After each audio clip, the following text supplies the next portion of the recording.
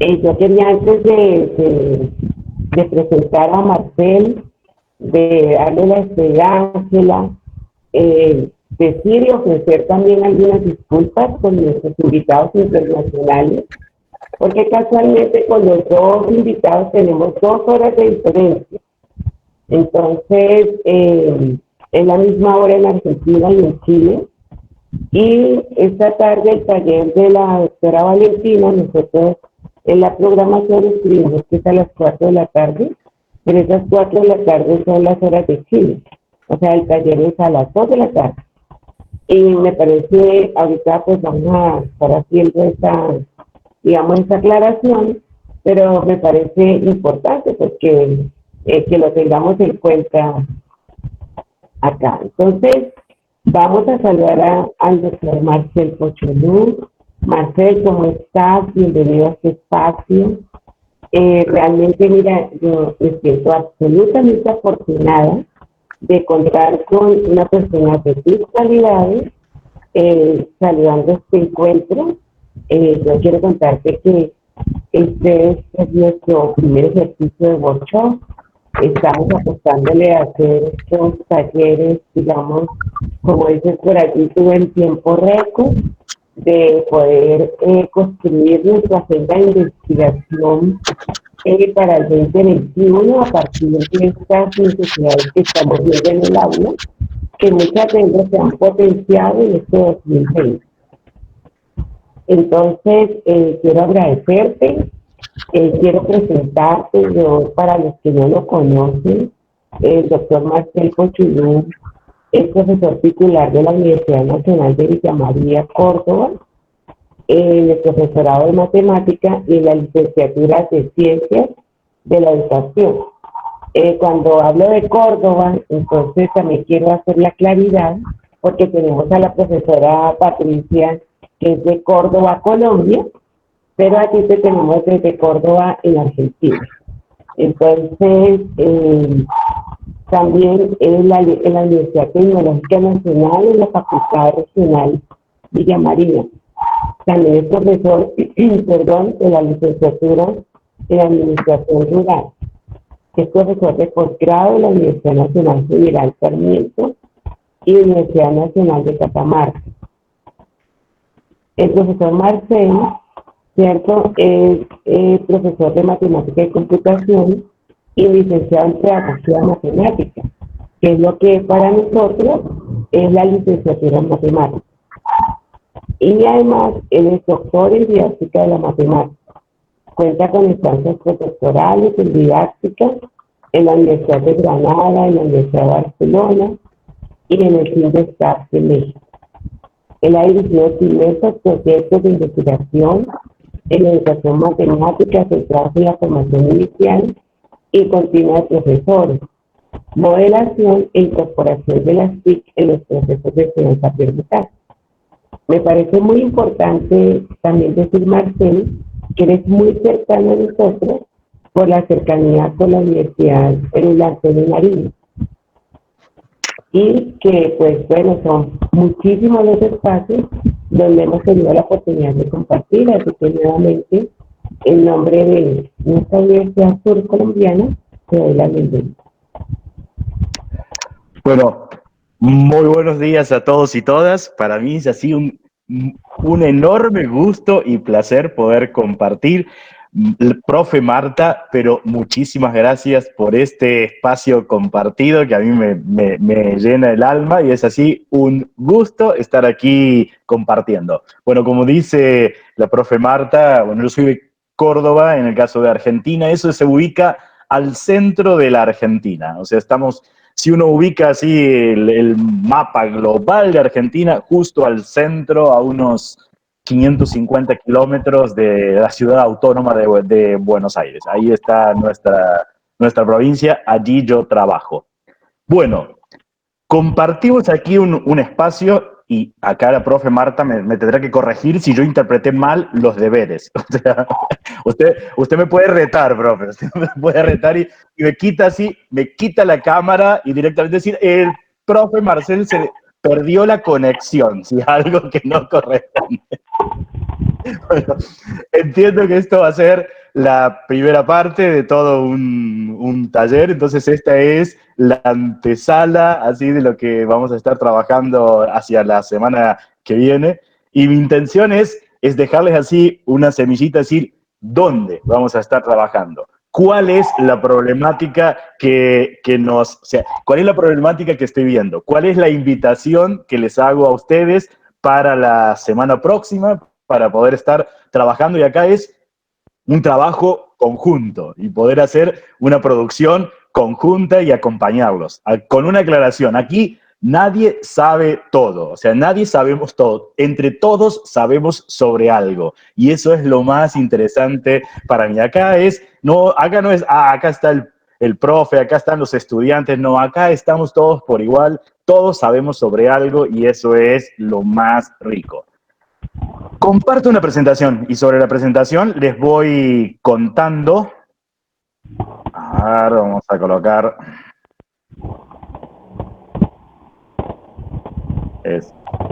Vamos a colocar acá, compartir.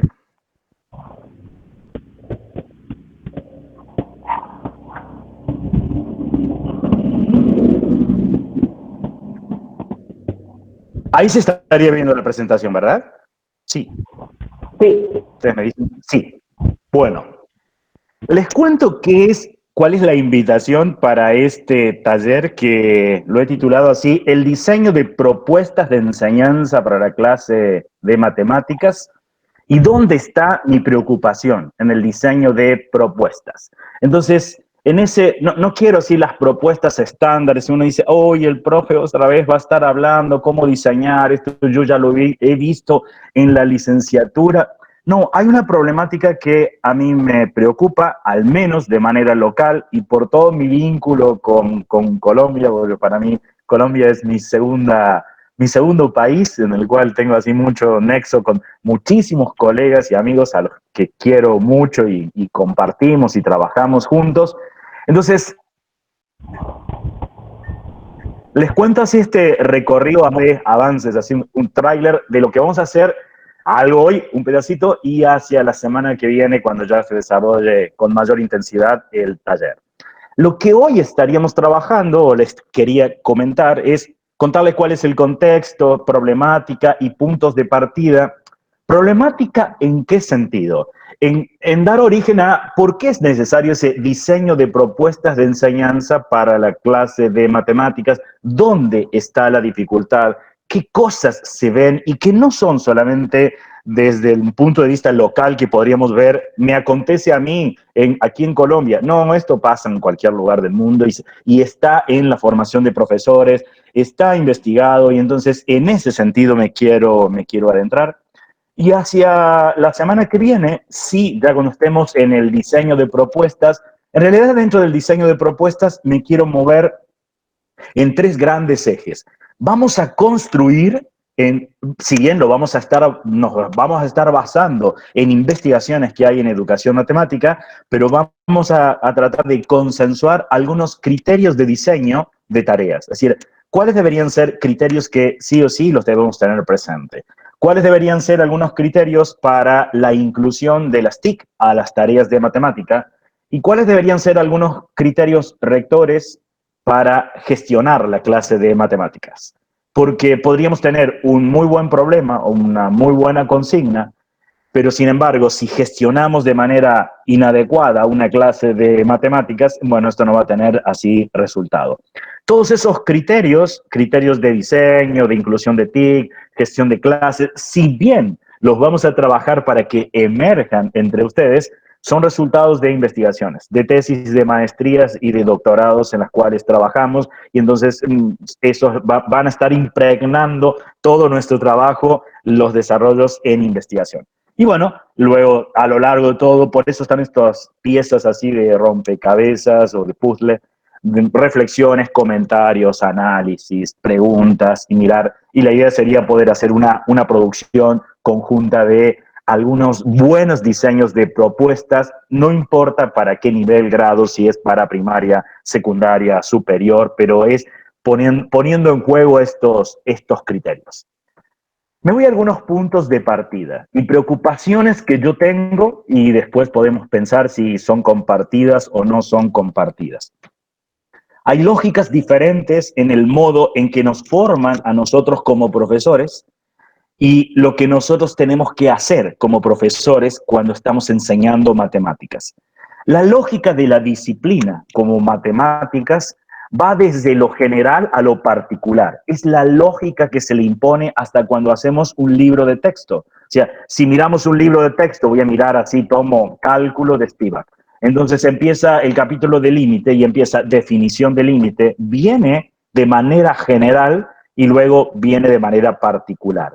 Y esa lógica es la que impregna hasta los libros de enseñanza para quienes no van a ser matemáticos. Pues tomo así un libro, no lo hago en tono de críticas, sino es de análisis de la situación, de mis puntos de partida. Veo, por ejemplo, el texto de Babnik sobre matemáticas aplicadas para administración, economía y ciencias sociales, matrices, por ejemplo, y empieza, una matriz que contiene elementos A sub i j tiene la forma general.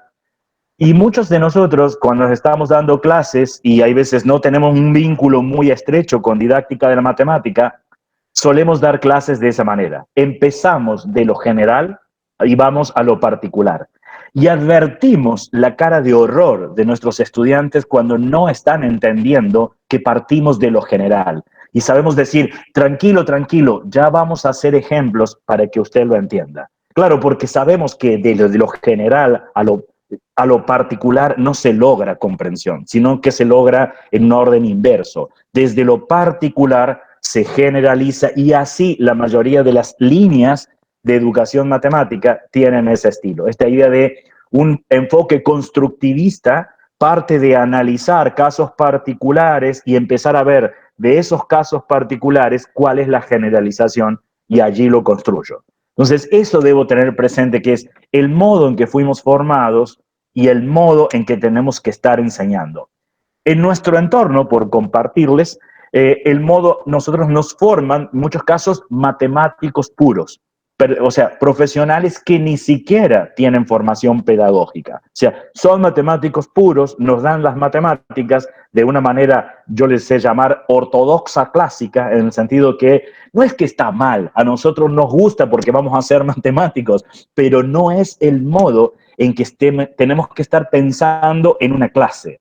Y si me quiero centrar en lo que aparecen en investigaciones de otras áreas, como Howard Garnett, por ejemplo, que nos dice, pero en un aula, en un salón de clases, hay al menos 8 inteligencias.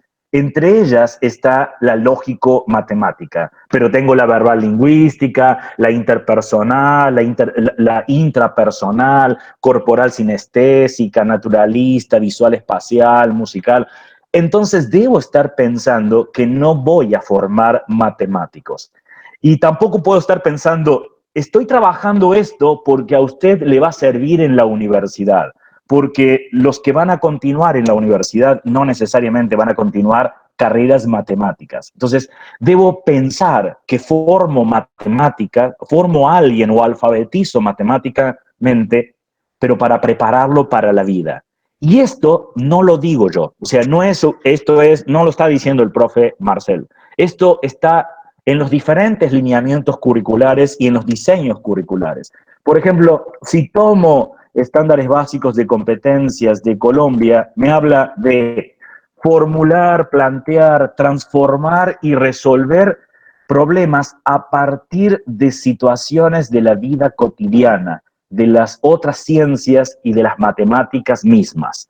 Nos habla de 5 procesos generales que se contemplaron en los lineamientos curriculares de matemáticas, como formular y resolver problemas, modelar procesos y fenómenos de la realidad. En ese aspecto quiero que reflexionemos. Hoy no vamos a abordar todo esto, sino esto es lo que va a atravesar todo el curso hacia la semana que viene. Esto es todo el tráiler, el adelanto, como para llevarnos cosas para pensar y para invitarlos a trabajar de manera conjunta. ¿Qué entendemos con problemas de la vida cotidiana? Pero esto no lo dice el lineamiento curricular de Colombia, lo dicen casi todos. Vamos a hacer un pasaje, por ejemplo, enseñanza obligatoria en Brasil, y si traducimos allí un poco, nos habla de construir una visión. Me voy a quedar estos que estoy resaltando ahí en color en la traducción, la visión integrada de las matemáticas aplicadas a la realidad en diferentes contextos. Esto para mí es importante, el aplicados a la realidad, porque estoy pensando que formo a un ciudadano que no necesariamente va a ser matemática, va a ser matemático. Le tiene que servir esa matemática para desempeñarse mejor en la vida. Por eso habla de vivencias cotidianas de los estudiantes de secundaria. Bueno, esto porque era enseñanza obligatoria en secundaria. Las demandas del mercado laboral, proyectos de bienestar de sus pueblos. Habla de utilizar las tecnologías y aplicaciones digitales. Por eso nuestro curso va a tener criterios de inclusión para uso significativo y pertinente de las TIC. Si me voy a el de Costa Rica, no voy a pasar por todos, son solo ejemplos, nada más para darnos cuenta que todos pensamos bastante parecidos.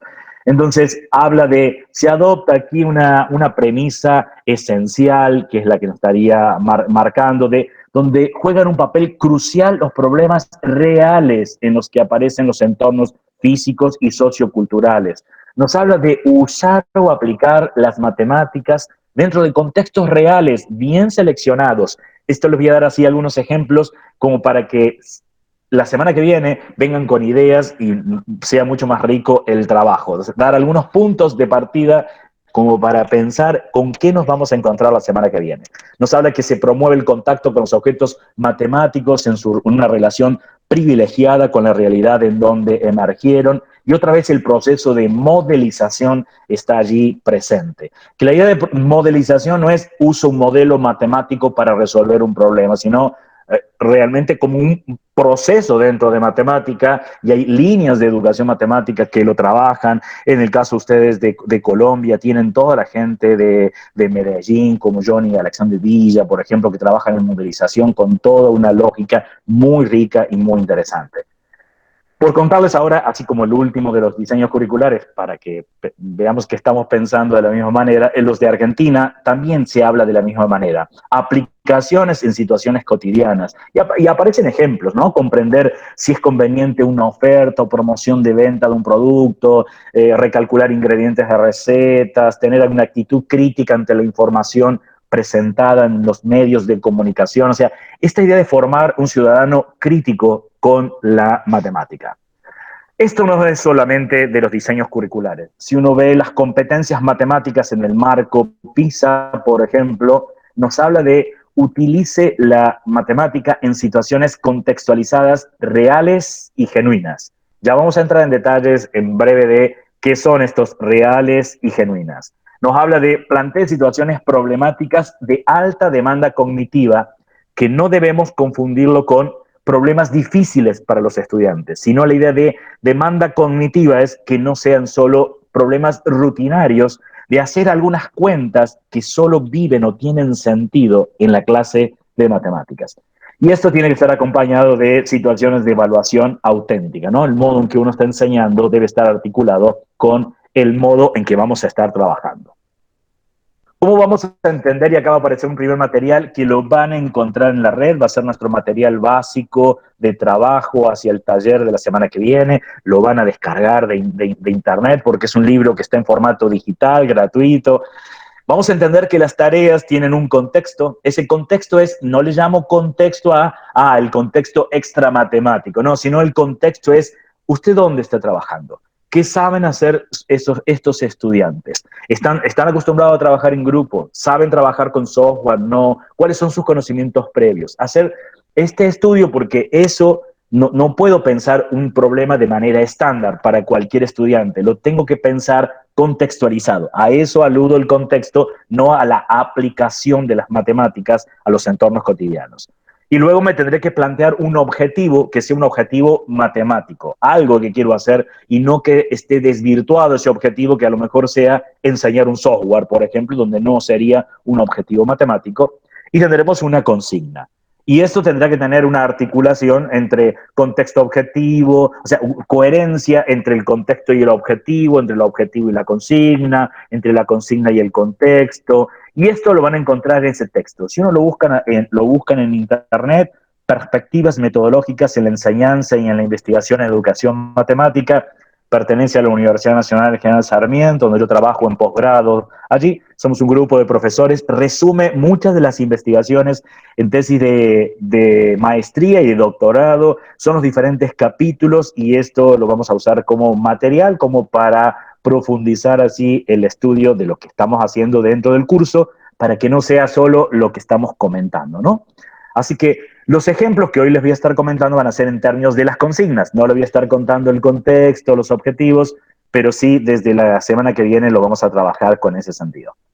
No nos vamos a olvidar de educación matemática o didáctica de la matemática o matemática educativa, como ustedes le quieran llamar, porque nos aporta elementos sobre qué cosas se deben cambiar. Se deben cambiar el tipo de actividades, los objetivos, el rol docente que debemos tener en la clase, la forma de trabajo en la clase, y nos aporta criterios, y sobre estos vamos a estar trabajando la semana próxima, criterios para tomar decisiones, qué contenido es más apropiado, cómo incorporar las TIC en la clase, cómo seleccionar actividades ajenas o cómo diseñar actividades propias. Son procesos diferentes. Yo puedo tener criterios para seleccionar tareas que aparecen en libros de textos o documentos curriculares. Y es muy diferente a diseñar mis propias tareas. No nos tenemos que olvidar que todo esto hoy en día, cuando miremos que queremos diseñar, estos son así puntos de partida. Hoy en día las revistas están online, en línea, así que podemos encontrar todas las revistas de educación matemática con propuestas, con investigaciones, con dificultades que tienen los estudiantes, y hay muchísimas de ellas que tienen propuestas muy ricas. Pero uno tiene que leer estas revistas no para decir, yo miro esta revista y esto lo llevo al aula. No, tengo que tener una mirada, una mirada así de helicóptero, de mucho más arriba, de pensar cuál es el marco teórico que está de fondo, cuál es la problemática que viene a resolver, en qué contexto se generó esa propuesta para poder hacer las adaptaciones al respecto, ¿no? Y uno puede, y lo más interesante de todo esto es que continúa una lista enorme. No estoy haciendo propaganda ni difusión a estas revistas, sino es por decir que hay muchas de estas revistas y podemos apelar a propuestas cuando vemos qué hay al respecto, cómo se puede enseñar algo de manera diferente. Porque cuando estemos planificando la clase, lo que vamos a tener que estar pensando es qué quiero que mis estudiantes aprendan. Viene la pregunta, que es muy diferente a qué voy a enseñar hoy. Es qué quiero que mis estudiantes aprendan y por qué quiero que aprendan eso.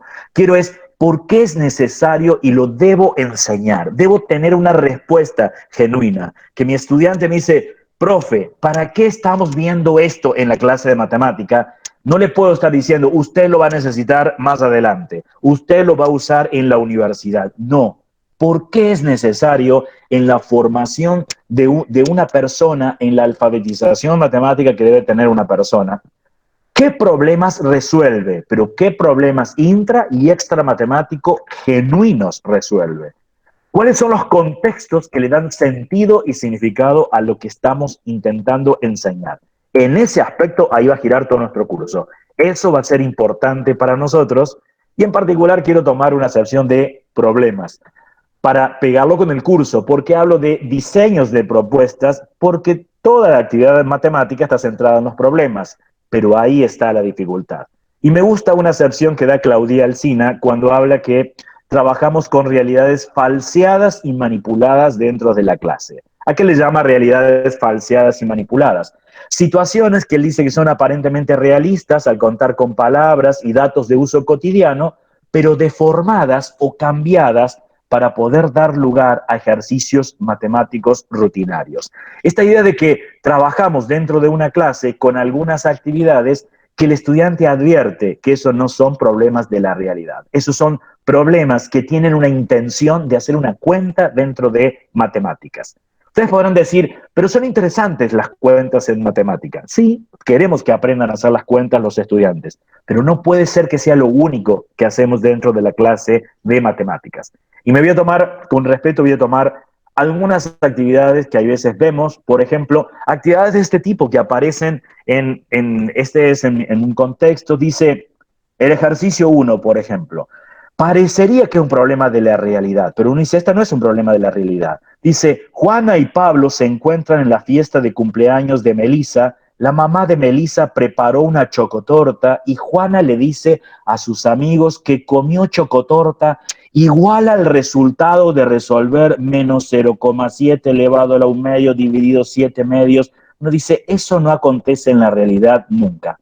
Fue puesto, parece un contexto real, porque si esta persona hace esta cuenta y sacó una proporción y hizo toda esa cuenta, y no solo eso dice, por otra parte, Pablo dice que él comió el resultado de 9 cuartos elevado a la 0,3 periodo. Entonces, esto es una realidad falseada y manipulada. Eso no acontece en la realidad. Tiene la intención de sacar una cuenta dentro de matemáticas. O esta, por ejemplo, que uno dice, qué hermoso este problema. Miremos. Nos dice, Son Goku se somete a un entrenamiento en el que su poder actual de ki es de 30.000 y que aumentará en 5.000 por día en la habitación del tiempo. Si Vegeta tiene un poder de 80.000 y no entrena, perderá 2.000 de poder al día. Contesta, ¿cuál es la ecuación de poder de Son Goku? ¿Cuál es la ecuación de poder de Vegeta? ¿En cuántos días tendrán el mismo poder Son Goku y Vegeta? Y una aclaración, no vale el Kaioken.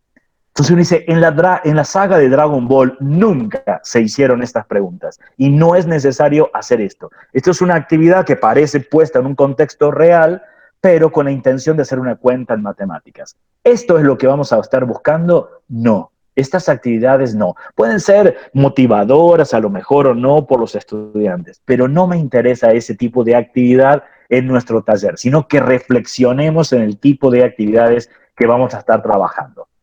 Tomemos un libro de textos, por ejemplo, este libro, y no estoy haciendo la crítica al libro de textos, no lo tomen de esa manera, solo es aprender a tener criterios cuando miramos la tarea.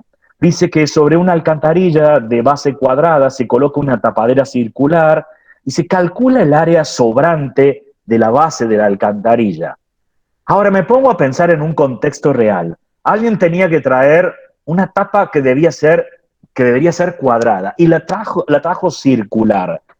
¿Para qué querría saber qué es lo que no cubre? ¿Cuál es el área que no cubre? No sirve la tapa, la tendrá que volver a hacer. O sea, no puede ser que intento ahora sacar la cuenta cuánto no cubrió, pero ¿para qué quiero hacer esa cuenta? O sea, estas preguntas las tengo que hacer porque si no, los problemas se ven realidades falseadas y manipuladas. Y eso no puede ocurrir. Pero entonces uno dice, bueno, pero ¿por dónde vamos a comenzar, profe? Esto siempre hemos trabajado de esta manera, los problemas que nos han dado han sido así, es cierto, nos han sido de esa manera. Pero en nuestro taller lo que vamos a intentar es hacer algo diferente, intentar ver cómo comenzar. Bueno, pensar que estamos formando a estudiantes, que esos estudiantes no necesariamente van a ser matemáticos el día de mañana. Algunos continuarán estudios, otros no, serán solamente, trabajarán, se incorporarán al mundo laboral, entonces les tiene que servir esa matemática para todos ellos, o sea, una matemática para todos. Entonces me lleva a observar, a analizar, a hacerme preguntas, por dónde comenzar, dónde se usa la matemática, y eso es la intención que tiene este taller que vamos a intentar desarrollar, que se queden así con preguntas más que con respuestas. Lo que les voy a contar ahora es solo porque quiero que la semana que viene ya vengan con algunas ideas para hacer más rico el taller. ¿Cómo surgen algunas en nuestro contexto? Y no quiero que las estén pensando, pero profesor, yo estoy trabajando en básico primaria, eso no lo voy a trabajar. No miren la propuesta, miren la esencia. ¿De dónde surgió? Surgió de observar, de analizar, de hacerme preguntas para un contexto en particular, para estudiantes que están en la universidad en una carrera, para estudiantes que están en la escuela secundaria. Voy a tomar algunos ejemplos nada más como para disparar, que quede así una semillita en ustedes. Esto es, por ejemplo, no es para leer este texto. En el caso de las carreras de ingeniería en Argentina, se hacen por competencias y entonces aparece un listado en la columna central, no es para leer el texto, es solo una imagen que acompaña el discurso, habla de las diferentes competencias y en la tercera columna, o la que está a la derecha, habla sobre los descriptores. Ya no hay un listado de contenidos como aparecía antes, Y entonces uno puede ver una de las competencias, y entre esas competencias habla de optimizar y controlar todo lo referido a envasados. Y lo quiero relacionar con cosas que habitualmente hacemos. Ah, claro, la clásica cajita de cartón que le cortamos las esquinas en cuadraditos y las volvemos a armar, pero esto estamos en una carrera de ingeniería en alimentos. Y entonces la matemáticas, o sea, acá aparece como un descriptor. Me dice, bueno, usted para esta competencia puede recurrir al álgebra lineal, al cálculo diferencial integral, al cálculo y análisis numérico. Bien, ¿cómo lo empezamos a articular? Y eso es mirar nuestro entorno. Es decir, ¿cómo se hace el envasado? ¿Cómo son los empaques en esta carrera en particular? Piensa en llevarse ideas, cada uno la va a adaptar al contexto, al grupo en el cual está trabajando.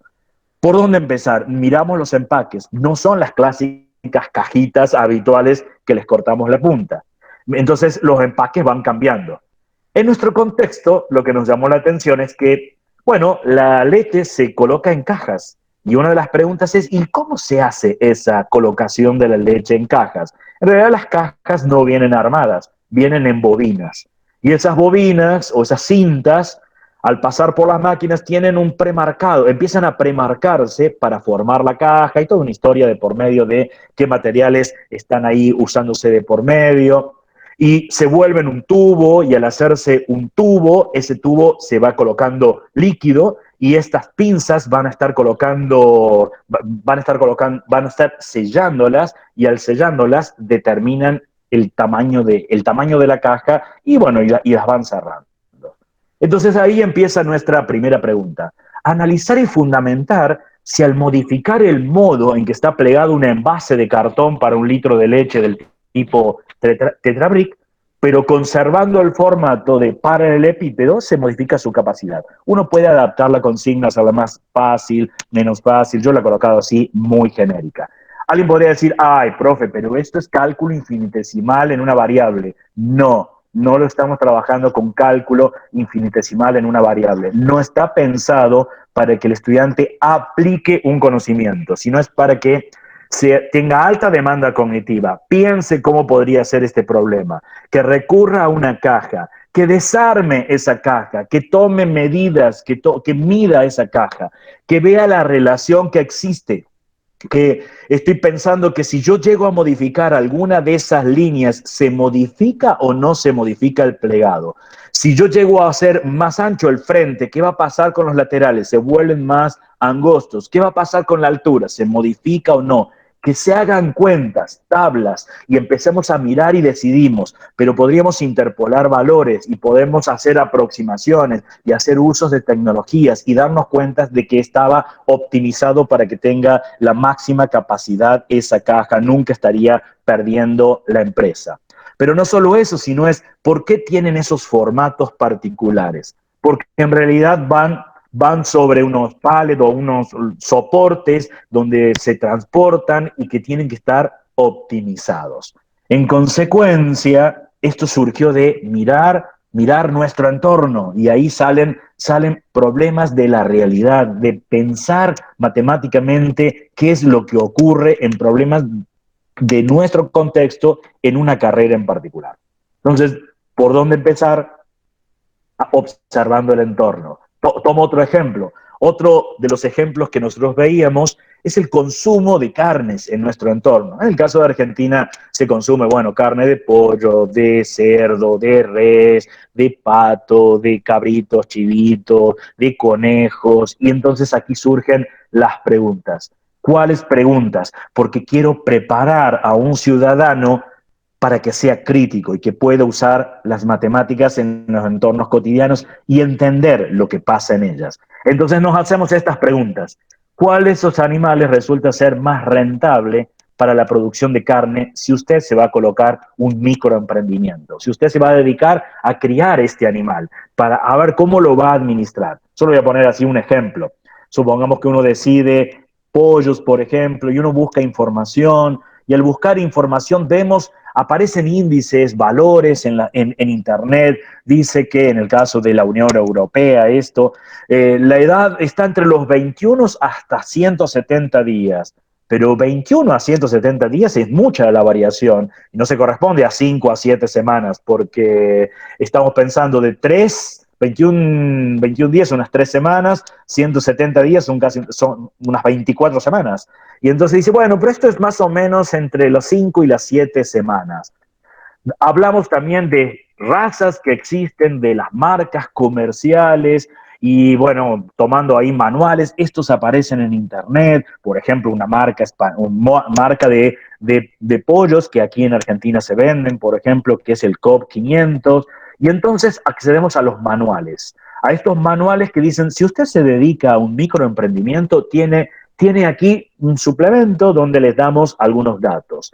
Y entonces ahí aparece nuestro problema, ¿eh? El suplemento informativo de cría de pollos de engorde del COP 500, que es una marca comercial, establece parámetros y objetivos de desempeño a tener en cuenta para diferentes tiempos, estima el momento óptimo de faena para que las utilidades obtenidas sean máximas, fundamenta tu respuesta y establece las restricciones que posee la estimación. Bueno, otra vez uno diría, profe, pero esto es de cálculo infinitesimal en una variable. No, lo trabajamos en la escuela secundaria sin acceder a cálculo infinitesimal en una variable. Y entonces, ¿qué hacemos? Empezamos a mirar esas tablas, entender esas tablas de datos que aparecen si yo decido el día de mañana criar alguno de estos animales porque me dedico a la cría de alguno de ellos como producción. Entonces puedo hacer tablas, acá ya no pasa en que realicemos las tablas, ¿eh? Eso voy a contar rápido porque no es la idea de entender el problema, sino podríamos mirar todos los procesos que están, y decir, bueno, mira, habría que, si pensamos solamente en que vendemos el pollo y solamente los costos en la comida, habría que estar vendiéndolo más o menos a los 42 días, pero podríamos hacer ajustes y podría ser antes de los 40 días porque hay que interpolar datos, pero podríamos tomar, bueno, cómo crece, cuáles son las curvas de ajustes, cuál es el peso máximo que puede tomar un pollo, y acá son las preguntas que dicen los diseños curriculares que el estudiante se debe hacer. Y el consumo de alimentos que deberían ser funciones crecientes y cuál sería un buen ajuste, y qué pasaría con las funciones de utilidad, en qué momento lo tendría que estar faenando o vendiendo. O podría tomar otro criterio, la ganancia de peso diaria, porque la ganancia, si el peso se va a estabilizar en algún momento, va a llegar que aumenta la ganancia de peso, pero empieza a disminuir y volverse casi cero, y podría tomar el criterio que sea el máximo de la ganancia de peso. O podría analizar en términos de la eficiencia de conversión, o sea, cuánto alimento consume, cuánto lo convierte en carne, y establecer entre los estándares que aparecen publicados, por ejemplo, que son aceptables, 2,1 por ejemplo para un pollo, 3,5 para un cerdo, 8 para carne de res. Esto significaría que 8 en carne de res significa come 8 kilos de comida para convertirlo en un kilo de carne. Eso me dice por qué la carne de res es más cara que la de cerdo y la de cerdo es más cara que la de pollo, por ejemplo. Ser un ciudadano crítico usando la matemática. De nuevo, ¿por dónde comenzar? Otra vez mirando el entorno. En nuestro entorno, y ya voy a pasar así ideas rápidos para no aburrirlos, porque la idea es que después ustedes, hacia la semana que viene, traigan nuevos problemas y los pensemos. Transacciones comerciales. En nuestro entorno se pueden pagar con tarjeta de débito o en un solo pago con tarjeta de crédito. Por ejemplo, en este caso que tenemos alta inflación en Argentina. Y lo que hacemos es analizar y fundamentar ya desde un punto de vista económico, esto lo trabajamos en la escuela secundaria, si ambas formas de pago son equivalentes para el comprador y para el vendedor.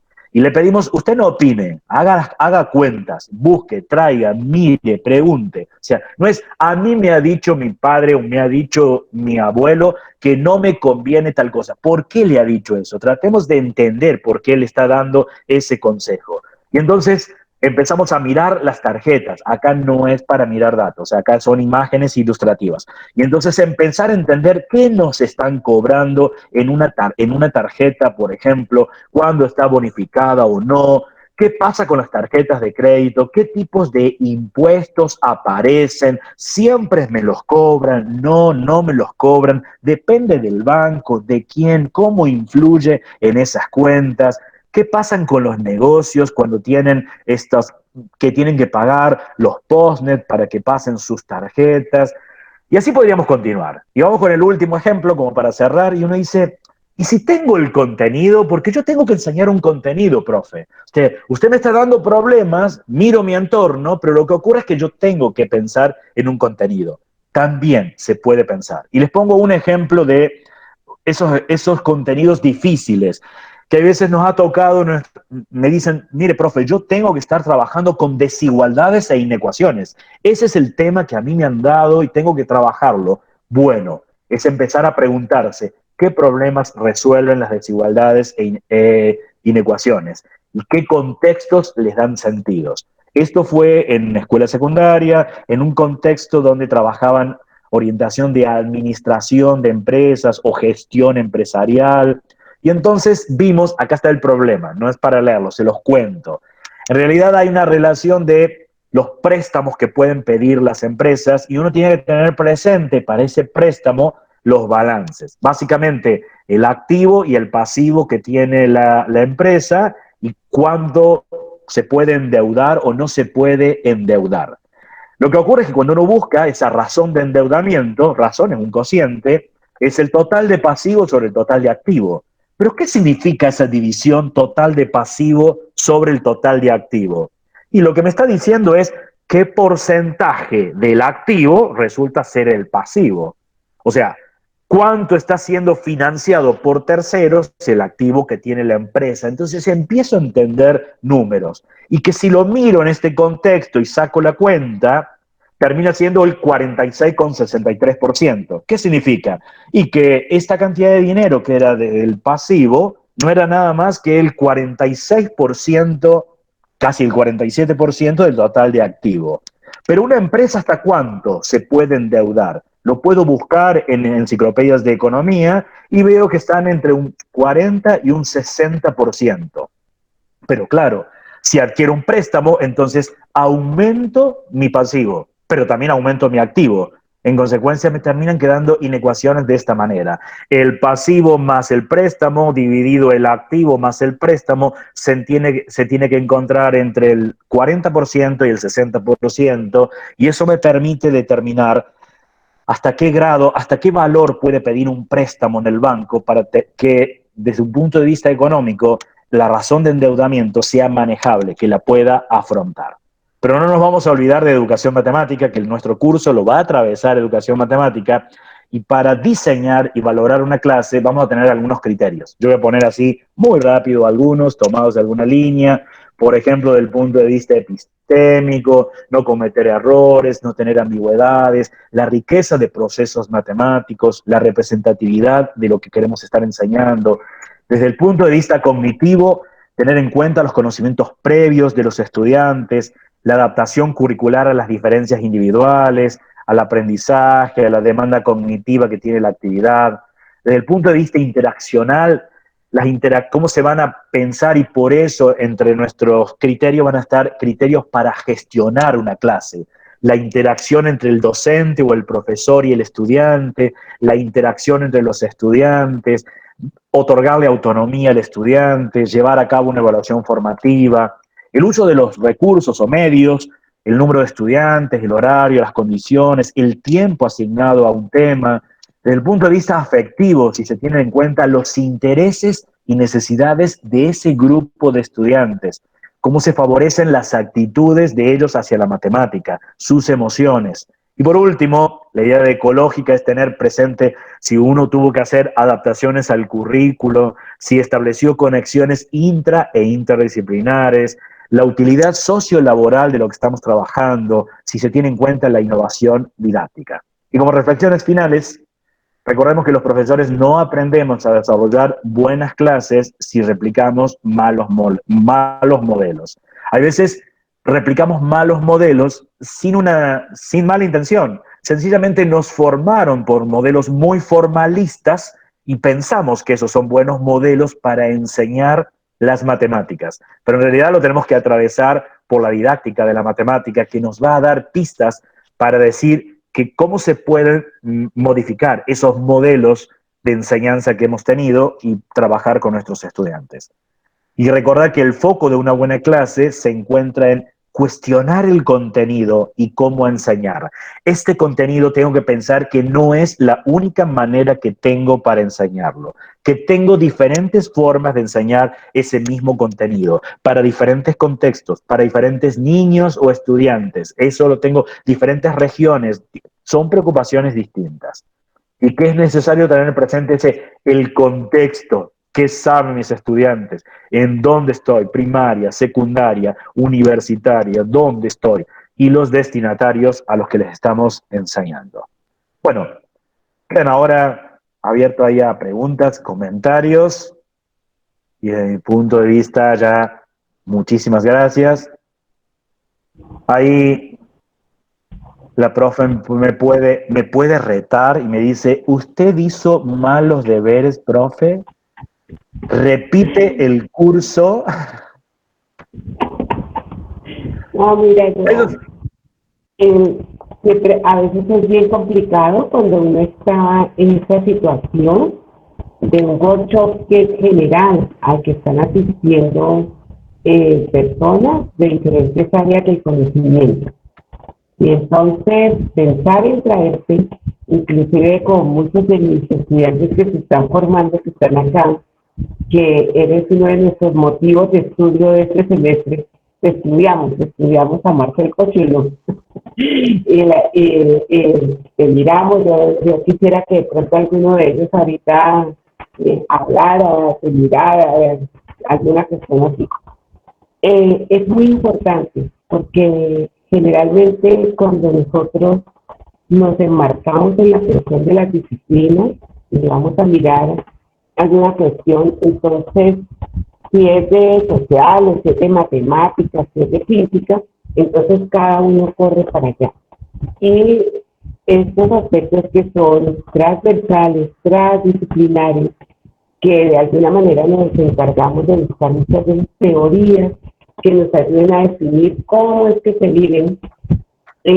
Tú tienes una magia para pasar eso, siempre lo he dicho, y me ha encantado escuchar tu charla, los retos que nos has dejado, y por eso quisiera pues que ya hacer esa aclaración, porque también alguien me preguntó y dijo, claro, pero el workshop es general y hay varias cuestiones donde hablas de matemáticas.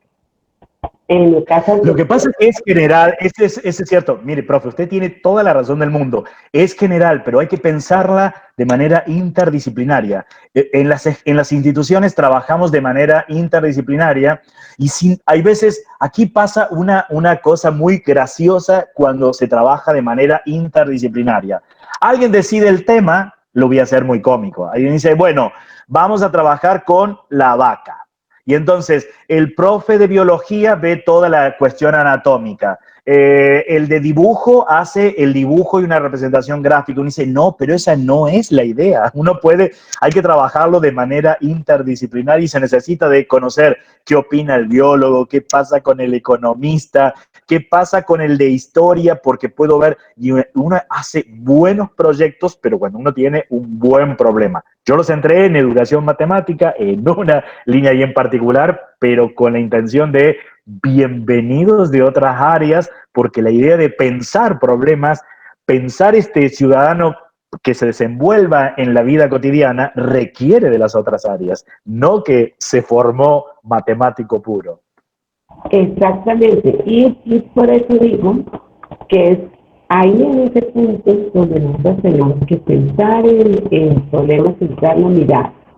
Soy la profesora, por ejemplo, de lengua castellana, entonces, ¿cómo desde la lengua castellana yo voy a lograr esa interacción y cómo voy a lograr que mis estudiantes desarrollen, ¿cierto?, sus objetivos a partir de esa vivencia?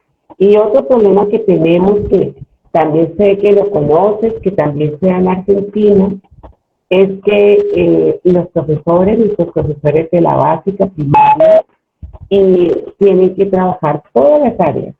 Entonces, como ellos deben trabajar todas las áreas, es muy importante, o sea, la mayor parte de cosas que quiero ahorita dar la palabra pues para que los asistentes puedan interactuar contigo, porque es lo que, digamos, como el deber ser, pero precisamente, entonces como hay que trabajar todas esas áreas, a veces no puede hacer uno, venga un momentico, le hago matemáticas, espere un momentico, ya no voy a hacer castellano, venga un momentico para hacer historia, sino que hay que ver cómo se generan esas interrelaciones.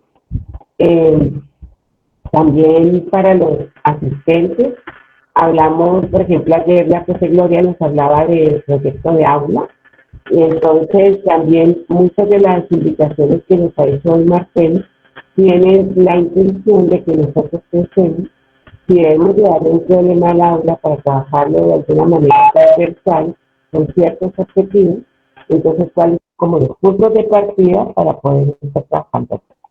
Entonces, yo quería decir eso y no sé quién quiera por aquí tomar la palabra para hacerle una o dos preguntas a José Marcel mientras ya luego él nos va a dejar los deberes para la vez pasada, porque, para la próxima vez, perdón, pero él sí va, pero súper bien con la tarea.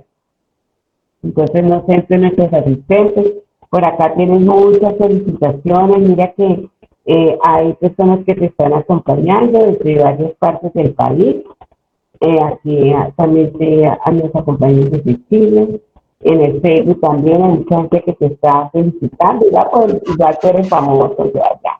Entonces, eso está muy bien. Entonces, agradecer a todas las personas que están por acá vinculadas y abrir el diálogo a ver quién quiere comentarles alguna cuestión.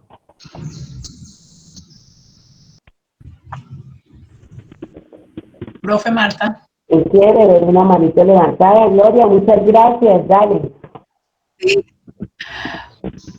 Profe Marcel, muy buenos días. Qué gusto tener esta oportunidad, es un honor, mejor dicho, tener esta oportunidad de escucharlo, hablarnos de otra mirada de las matemáticas que se han visto como tan frías y tan distantes de la vida, porque no han tenido, no han tenido ese propósito, como dice usted, ¿no? Su propósito no ha sido contribuir a entender la vida, sino su propósito es complicar la vida. Y entonces en esa línea, desde la escuela, se convierte en algo mecánico, ¿no? No en algo que contribuya al desarrollo integral del individuo, sino que se ve que es solamente para los buenos en matemáticas, y el bueno en matemáticas el que resuelve el problema y el que se saca 10. El que se saca 3 no es bueno para matemáticas, y entonces por eso hoy tenemos una amplia población negada a las matemáticas y frustrada, porque resulta que cuando va a hacer otras carreras necesita las matemáticas y no sabe ni para qué son, y son fundamentales para resolver hasta algo tan sencillo. De pronto, por ejemplo, el que estudia enfermería nunca pensó que las matemáticas le iban a servir hasta para encontrar el ángulo donde iba a aplicar una inyección. Entonces, cosas así. Pero pienso que son un detalle, y me pareció súper interesante este enfoque de unas didácticas más centradas en reconocer que las matemáticas están en la vida, y como están allí, resuelven los problemas de la vida, nos ayudan a resolver los problemas de una manera más consciente, ¿no? Porque puede que resolvamos el problema, como dice usted, como los problemas que colocó en el ejemplo, que son problemas que dice una vez, pero ¿para qué? ¿Qué tontada? O sea, tiene ha hecho un hueco cuadrado, ¿para qué lo va a tapar con una tapa circular o triangular? Eso es una estupidez, eso ya no hay lógica ahí. Pero a veces son los problemas que de pronto nos ahogamos haciendo y que buscando cosas que no tienen sentido. Me parece que interesante la reflexión a que miremos las matemáticas de una manera más cercana a la vida, y con un propósito de formarnos como personas, no perder la parte humana que es esencial para los futuros. Yo sé que en este espacio hay varios matemáticos, y qué bien que sea este el espacio para la reflexión y para cuestionar que esa primera imagen es la que nos ha frustrado. La primera fotografía del buen matemático que llenaba el tablero de fórmulas del lado izquierdo al derecho, y luego tiraba la tiza y decía, ¿qué entendieron?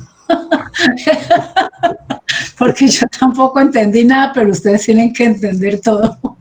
Es cosas como esas, profe. Muchas gracias, de verdad. No. Esto es el abrebocas, deja así como muy emocionado en descubrir y escuchar esta parte que es tan interesante. Mil gracias, gracias.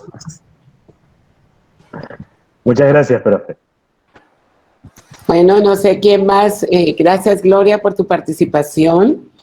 No sé quién más quiera por allí interactuar. Profe, Hola. buenos días. Aquí estamos. Bueno, la profe Gloria nos acompaña desde la Normal Superior de Neiva, el ciclo complementario. Y la profe Luz Marina, que tienes ahí al frente, es la rectora de la institución educativa Rodrigo Lara Bonilla, del megacolegio, con quien pues venimos también desarrollando algunos proyectos, unas interacciones, y pues es alguien de verdad muy cercano a la universidad. Profe Luz Marina, mi saludo, mi consideración, muchísimas gracias por atender la invitación, y bueno, ahí te doy la palabra. Martica, gracias. Muy buenos días para todos. Profe Marcel, mucho gusto. Agradecemos inmensamente la gestión maravillosa que realiza Martica allá desde la Universidad Surcolombiana y por ese continuo interés que ella tiene en el mejoramiento de las prácticas educativas. De verdad que eso, en el caso de nuestro colegio, del Megacolegio Rodrigo Lara, nos ha nutrido muchísimo porque traemos un proceso de ya casi un año de inmersión que hace Martica con sus grupos de investigación y sus chicos de prácticas tempranas. Y entonces este tipo de eventos fortalece esos vínculos y nos da herramientas fabulosas. Doctor Marcel, imagínese que cuando su merced estaba planteando al comienzo esos problemas que tenían como base los programas de televisión que ven los niños, me acordé hace muchos años cuando yo era maestra de base y enseñaba matemáticas y me presentaron a un niño para que le diera unas nivelaciones porque el niño estaba bloqueado, porque el niño no era negado con las matemáticas. Y yo le pregunté al niño que a él qué le gustaba ver, como se la pasaba viendo televisión, le dije qué programas veía.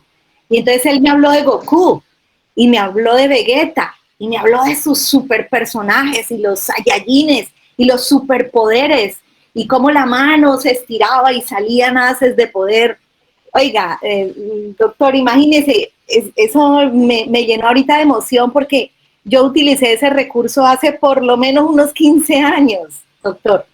Sí, 15 años. Y yo logré, a partir de lo que a ese niño le gustaba, logré que empezara a despertar en él el gusto por las matemáticas. Y hoy veo su ejercicio y qué maravilla, doctor. O sea, qué lindo, por ahí es el camino, ¿no? Por ahí, hay veces los maestros nos quebramos mucho la cabeza y nos quedamos solo en el pensamiento numérico, ¿no? Y desarrollar ese pensamiento numérico frío, desligado de la vida, que no le dice nada al niño, sobre todo en un lenguaje matemático que requiere unos aprendizajes y que el niño no ha estado vinculado con ese lenguaje.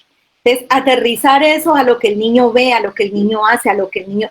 Esa es la clave. Yo creo que ahí está el secretico para llegarle al corazón al niño.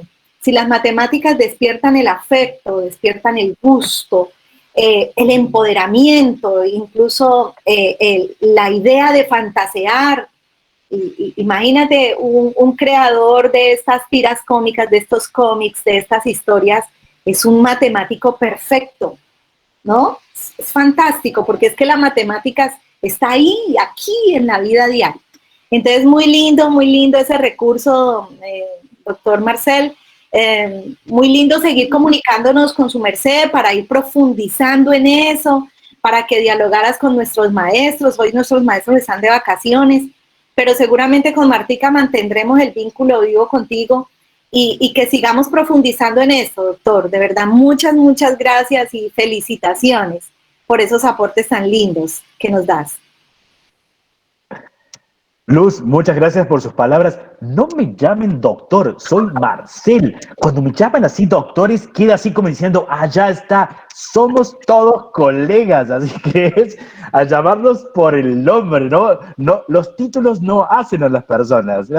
Todos tuvimos una oportunidad de hacer un doctorado, una maestría, pero eso no nos hace más personas, solo tuvimos una posibilidad que lamentablemente otros no la tienen, que la quieren, así que me llaman con el nombre, ¿eh? Así que no es un reto, sino es así de Dios corazón, pero estamos de igual a igual todos, ¿sí?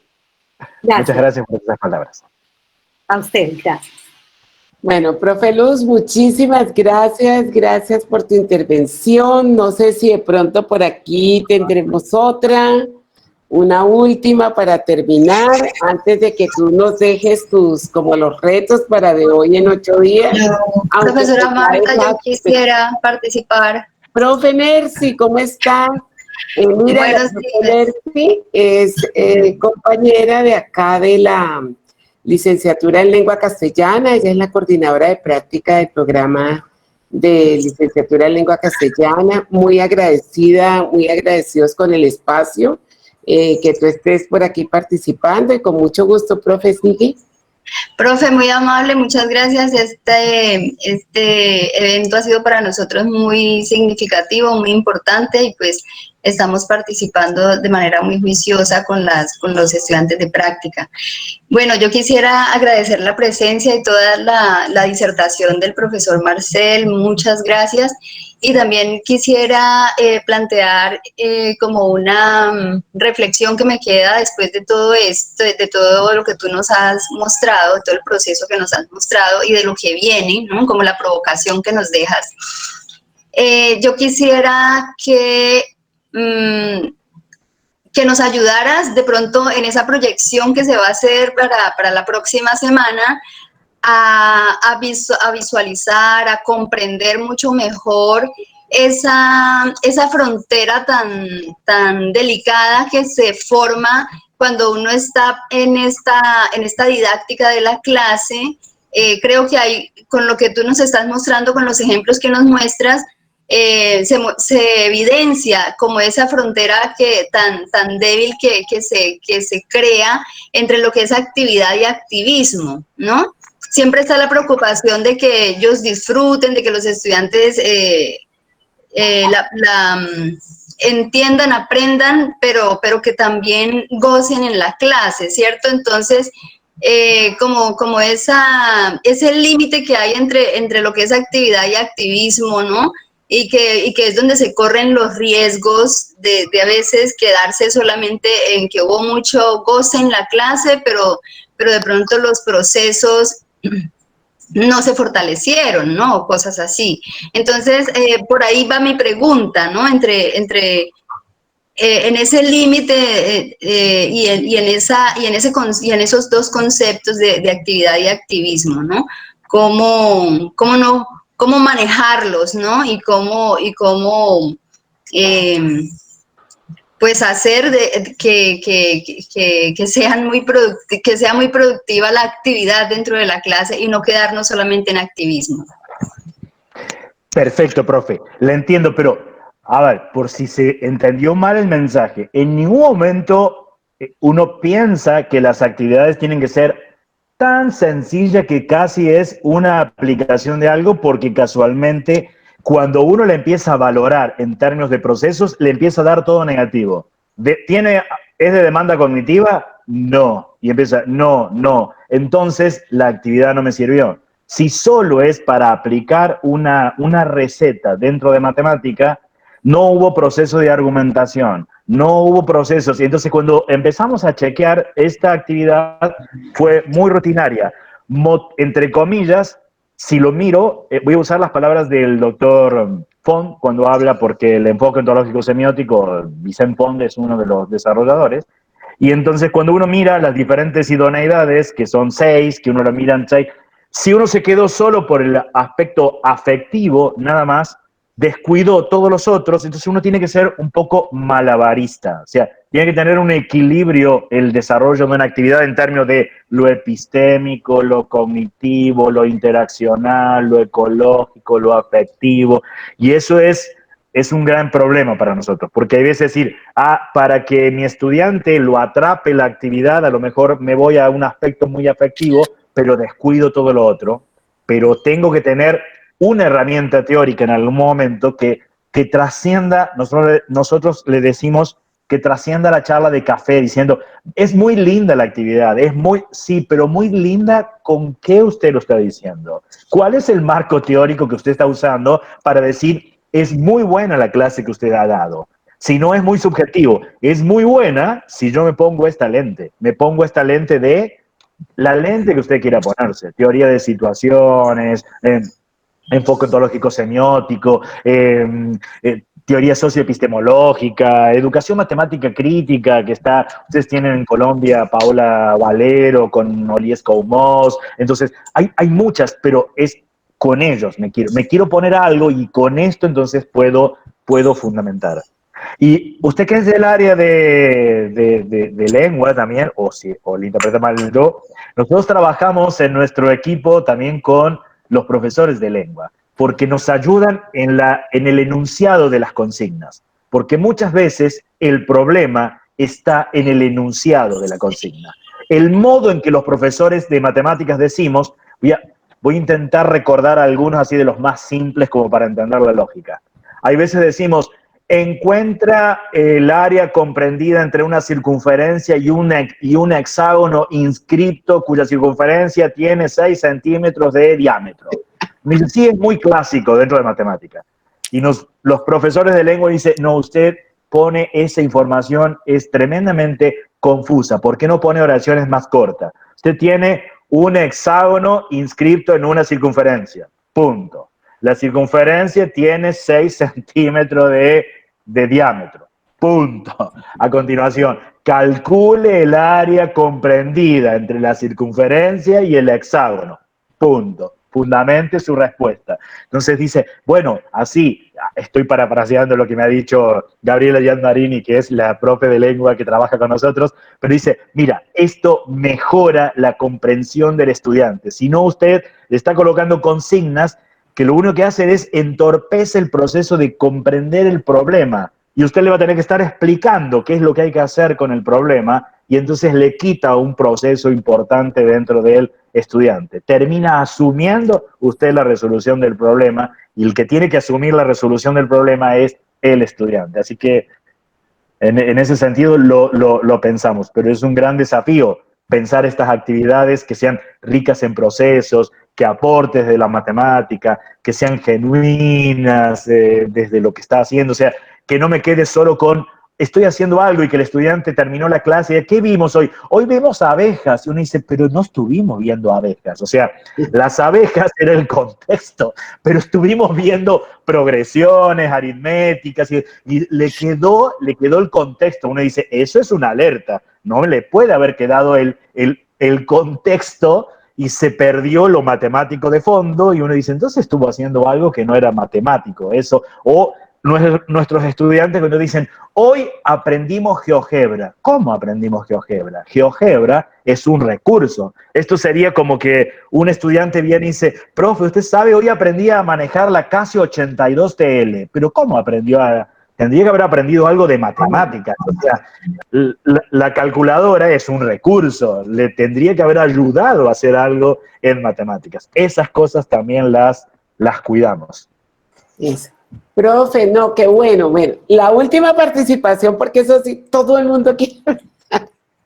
Entonces, la última participación, antes de darte el espacio, pues para que cierres y nos dejes la obligación, el reto, es para la doctora Vivian Usuriaga. Ella nos acompaña, ella es profesora de la maestría y el doctorado en educación matemática de la Universidad Tecnológica de Pereira. Y entonces tiene hace rato su manito levantada. Doctora Vivian, muchísimas gracias por tu compañía, por el respaldo que nos das generalmente a nuestros eventos y por también pues con Vivian hace como desde el 2012 venimos tratando de construir juntas, entonces hemos hecho también algunos aportes juntas desde varios ángulos, entonces bienvenida Vivian y aquí Bueno, está. gracias Martica, buenos días para todos, muchas gracias al doctor Marcel por sus aportes, son muy significativos, ya he tenido la oportunidad de acompañarlos en otra conferencia, en el evento que hubo también virtual por Barranquilla. Solo quería manifestar, aparte de lo que dice la profe Marta, es la pertinencia real que hay en todo lo que usted nos está compartiendo y que crea que lo vamos a vincular y lo vamos a estar molestando desde la Universidad Tecnológica de Pereira.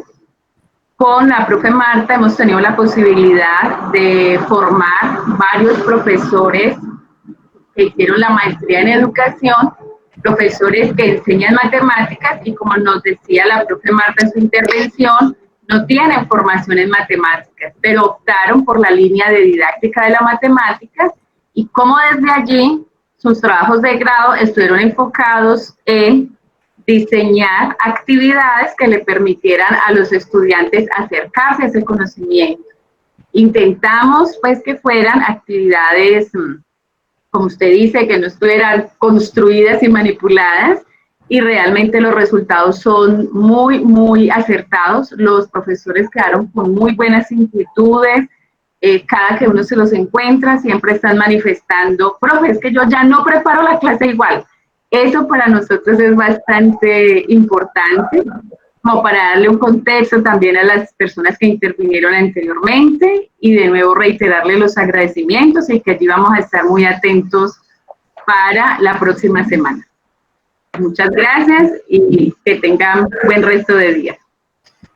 Bueno, muchísimas gracias, Vivian, y bueno, a todos los asistentes, de verdad que vamos creciendo con este workshop. Recordamos que la idea del workshop es ir construyendo, que tenemos como un reto grande hacer la construcción de nuestra agenda de investigación para el año 2021, por eso se reciben tantas propuestas, aquí este es de proponer, qué rico.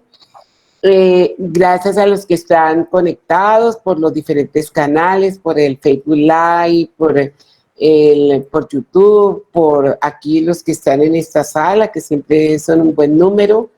Gracias también a los que participaron, a ti y pues desde luego a nuestro vicerrector de investigaciones, el profesor Alexander Quintero Bonilla, y nuestro decano de la Facultad de Educación, el profesor Leonardo Herrera Mosquera, al igual que, bueno, nuestro director de investigaciones, el profesor Elías Amortegui, y las demás autoridades de la universidad, que pues si bien no están, digamos, físicamente en este espacio, pues están detrás de toda la elaboración, asumiendo el liderazgo correspondiente desde sus puntos. Entonces, ya pues vamos cerrando el espacio.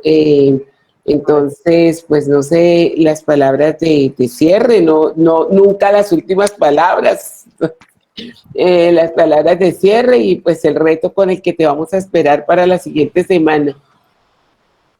Bueno, nos encontraríamos la próxima semana. La idea sería, quienes se sumen así, es tener pensadas algunas cuestiones para que sea mucho más ágil el trabajo, es criterios para pensar consignas. O sea, decir, ¿qué criterios deberíamos tener presente para diseñar un buen problema en matemáticas? ¿Qué criterios deberíamos tener presente para incluir los recursos para que sean de manera significativos? ¿Qué criterios deberíamos tener presente cuando gestionamos una clase de matemáticas?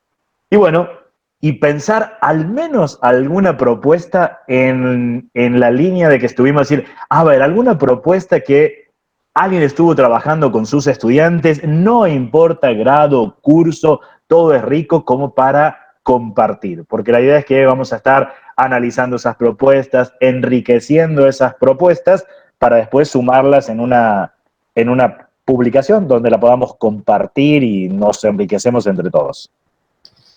Bueno, me parece maravilloso. Recuerden, allí les estoy copiando la dirección de nuestro Padlet.